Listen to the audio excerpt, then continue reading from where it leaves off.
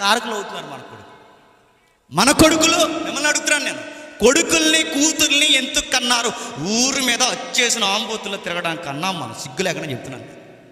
మీరు చూడండి, మీ కొడుకులు 20 ఏళ్ళు 25 ఏళ్ళు వచ్చినాడికి బాధ్యత లేదు కదా, కనీసం వాడి చేతుల్లో బైబిల్ లేదు. నువ్వు తల్లిగా ఫెయిల్యూర్, నువ్వు తండ్రిగా ఫెయిల్యూర్. వాడికి సండే స్కూల్ లేదు, సండే వర్షిప్ లేదు, ఒక పాట రాదు, వాక్యం చదవరాదు. వీడు దేనికి? ప్రభు రాకకి వీడు సిద్ధపరచడానికి చీడ పాత్రగా తప్ప దేనికి ఉపయోగపడతాడు?